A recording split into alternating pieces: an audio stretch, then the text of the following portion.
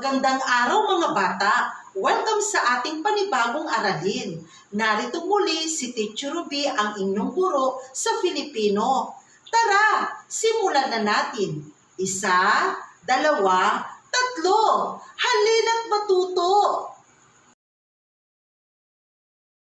Sa araw na ito, ang ating tatalakayin ay tungkol sa paggamit sa iba't ibang bahagi ng aklat sa pagkalap ng impormasyon. Bago tayo magpatuloy sa ating talakayin, ay narito muna ang layunin. Sa araling ito, ikaw ay inaasahan na magagamit ang iba't ibang bahagi ng aklat sa pagkalap ng impormasyon. Mga bata, narito ang isang katanungan bago tayo magpatuloy sa ating aralin. Bakit kaya tayo gumagamit ng aklat sa pag-aaral? Tama, dahil ang mga aklat ay ginagamit upang tayo ay matuto at madagdagan ang ating kaalaman. Ang mga aklat ay mahalagang kasangkapan sa ating pagkatuto. Sa pamamagitan nito ay natuto tayo ng maraming kaalaman at mahahalagang impormasyon. Ang aklat ay binubuo ng iba't ibang bahagi. Ano-ano ang mga bahagi ng aklat?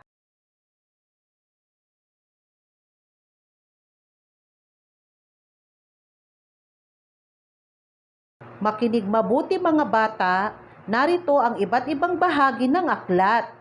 Pabalat o cover, pahina ng pamagat o title page, pahina ng karapatang sipi o copyright page, paunang salita o preface, talaan ng nilalaman o table of contents, katawan ng aklat o body of the book, talahulugan o glossary, index o index, at ang panghuli, talasanggunian o bibliography.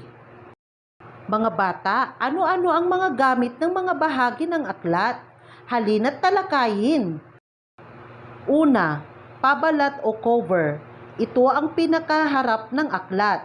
Nagbibigay proteksyon ito upang hindi madaling masira. Makikita rito ang pamagat ng aklat. May matingkad na larawan upang makatawag ng pansin. Susunod naman na bahagi ng aklat ay pahina ng pamagat o title page. Dito nakalagay ang pangalan ng pamagat at pangalan ng may akda. Ang ikatlong bahagi ng aklat ay pahina ng karapatang sipi o copyright page. Dito makikita ang taon kung saan at kailan inilimbag ang aklat. Paunang salita o preface. Dito nakasaad ang mensahe ng may akda at ang mga layunin sa pagsulat ng aklat. Ang ikalamang bahagi naman ng aklat ay talaan ng nilalaman o table of contents. Dito makikita ang mga listahan ng mga aralin o paksa na tatalakayin sa aklat. Ika-6 na bahagi ng aklat. Katawan ng aklat o body of the book. Ito ang pinakamahalagang bahagi ng aklat. Ito ay naglalaman ng mga impormasyon, kaalaman at kasanayan sa bawat aralin. Ang ika-7 bahagi ng aklat ay talahulugan o glossary. Makikita ito sa bandang hulihan ng aklat. Isa itong maliit na diksyonaryo upang malaman ang kahulugan ng mahihirap na salita. Ito rin ay nakaayos ng paalpabeto upang madaling hanapin ang salita. Mga bata, tayo naman ay dumako sa ika-8 bahagi ng aklat. Ang tawag dito ay index or sa English, index. Makikita sa hulihan ng aklat at dito rin makikita ang talaan ng paksang nakaayos ng paalpabeto at pahina kung saan ito matatagpuan. At ang panghuling bahagi ng aklat ay tinatawag na talasanggunian o bibliography. Makikita sa dulong pahina ng aklat na ito ay talaan at listahan ng mga manunulat at aklat na ginamit o pinagpunan ng impormasyon ng may akda sa pagsulat ng aklat. Mga bata, nakita nyo bang maigi ang mga larawan ng mga bahagi ng aklat? Naintindihan ninyo ba mga bata ang ating aralin? Kung gayon, ating gawin ang mga pagsasanay na aking inihanda. Mga bata, handa na ba kayong gawin ang unang pagsasanay? Narito ang panuto. Piliin ang tamang sagot. Una, saang bahagi ng aklat mo makikita ang listahan ng mga aralin na nais mong basahin at pag-aralan? A. Pahina ng karapatang sipi. B. Pabalat. C. Talaan ng nilalaman. Kung ang sagot mo ay letter C, talaan ng nilalaman, ikaw ay magaling sapagkat ang tamang sagot ay letter C, talaan ng nilalaman. Ikalawa, saang bahagi ng aklat mo makikita ang pangalan ng aklat? A. Glossary o talahulugan. B. Pamagat. C. Katawan ng aklat. Kung ang sagot mo ay letter B, pamagat, tama, sapagkat ang tamang sagot ay letter B, pamagat. Ikatlong tanong, saang bahagi ng aklat mo makikita ang pinakamahalagang bahagi ng aklat? A. Pahina ng karapatang sipi. B. Pabalat. C. Katawan ng aklat. Kung ang sagot mo ay letter C, mahusay sapagkat ang tamang sagot dyan ay letter C, katawan ng aklat. Ikaapat, ito ang nagsisilbing proteksyon sa aklat. A. Pabalat. B. Glossary o talahulugan. C. Paunang salita. Kung ang sagot mo ay letter A, ikaw ay tama sapagkat ang tamang sagot ay letter A, pabalat. Ikalima, ito ang bahagi ng aklat na kung saan makikita ang karapatang ari ng may akda at tagalimbag. A. Glossary o talahulugan. B. Pahina ng karapatang sipi. C. Katawan ng aklat. Kung ang sagot mo ay letter B, pahina ng karapatang sipi, ikaw ay magaling sapagkat ang tamang sagot ay letter B, pahina ng karapatang sipi. Magaling! Mahusay mga bata! Upang mahasa ang ating kaalaman sa paksang-aralin na ito, isagawa natin ang pagsasanay na ito. Narito ang panuto.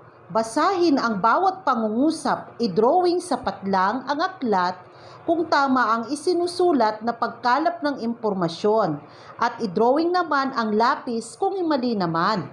Una, kailangan ni Lisa na kumuha ng impormasyon tungkol sa kahulugan ng wika, kaya hinanap niya ito sa glossary upang mapadali ang pagkuha niya ng impormasyon. Kung ang sagot ninyo ay aklat, kayo ay tama sapagkat tama ang tinutukoy na bahagi ng aklat. Ito ay glossary. Ginagamit ito sa paghahanap ng kahulugan ng isang salita.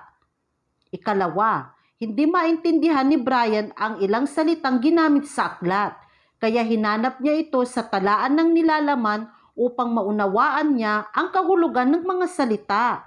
Kung ang sagot ninyo ay lapis, kayo ay tama sapagkat mali ang tinutukoy na bahagi ng aklat sa pangungusap. Ang tamang sagot sa ikalawang pangungusap ay glossary. Ikatlo, nais ni Madonna na makita ang pangalan ng nagsulat ng gustong-gusto niyang libro kaya hinanap niya ito sa pabalat. Tama ba ang isinasaad sa pangungusap? Kung ang sagot mo ay lapis, ikaw ay tama sapagkat mali ang isinasaad sa ikatlong pangungusap. Ang tamang bahagi ng aklat na tinutukoy ay pahina ng pamagat. Ikaapat, nung nabasa ni Myrna ang layunin ng may akda sa paunang salita, ay tinapos niya itong basahin. Tama ba ang isinasaad sa ikaapat na pangungusap? Kung ang sagot mo ay aklat, ikaw ay magaling sapagkat tama ang tinutukoy na bahagi ng aklat. Ito ay paunang salita. Ikalima, isasangguni ko muna sa may akda ang paggamit ko ng ilang bahagi ng kanyang pagsulat ng aklat bilang respeto sa pahina ng karapatang sipi. Tama ba ang isinasaad sa ikalimang pangungusap? Kung ang sagot mo ay aklat, ikaw ay tumpak dahil tama ang tinutukoy na bahagi ng aklat. Ito ay pahina ng karapatang sipi. Ayan mga bata, nalaman ninyo ang mga iba't ibang bahagi ng aklat at gamit nito. Mga bata, nawa na isaisip at naisapuso ninyo ang ating aralin sa araw na ito. Maraming salamat mga bata! Hanggang sa muli!